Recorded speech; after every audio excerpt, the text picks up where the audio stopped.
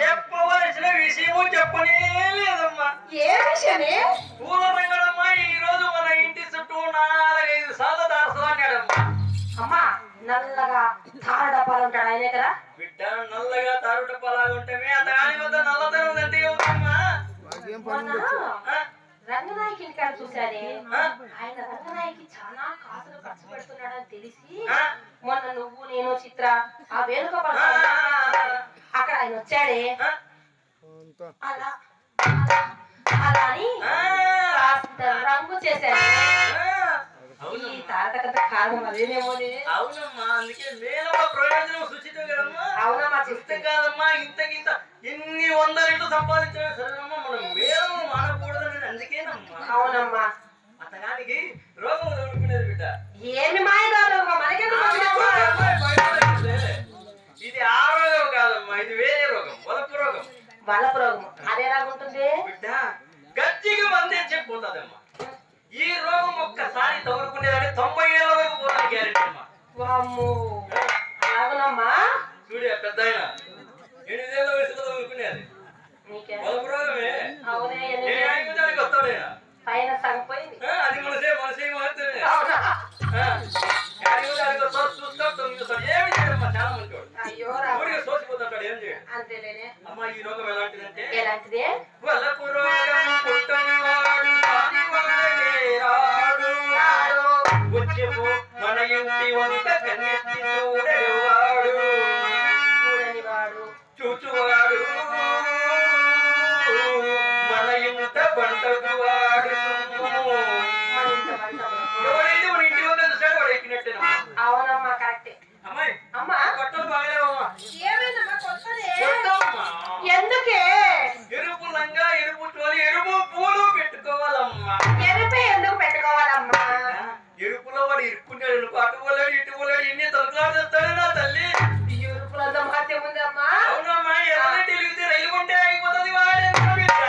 అవునమ్మా, ఎర్రలైట్ వెళ్తే ఎర్రదైతే బండి అవుతుంది. చూడు నేను ఎర్ర సీర కట్టింటే ఎంత మంది వచ్చారో నా ఖాతాలన్నీ. నెత్తిన అంతా నా ఖాతాలే.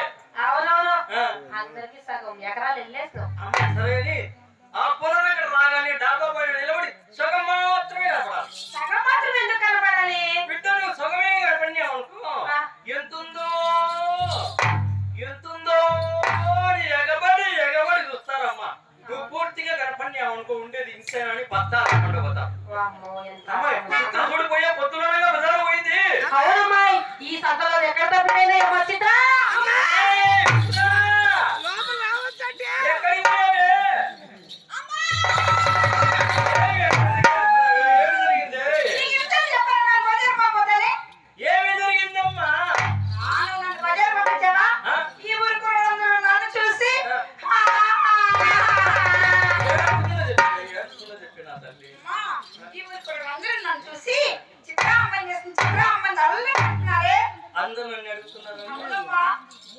అందరూ నిన్నే అడుగుతున్నారే.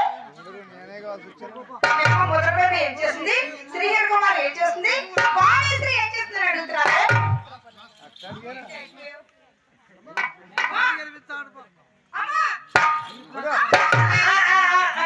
అడుగుతారమ్మా.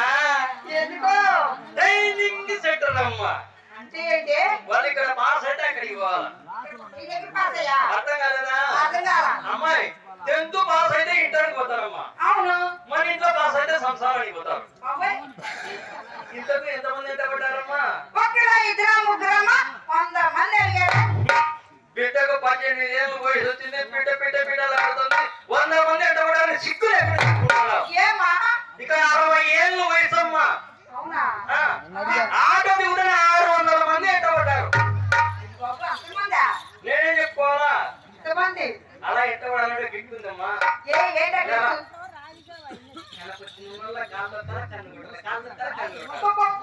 కనిపించిన కాళ్ళకి కనబడి ఏమవుతుంది బిడ్డ ఒకసారి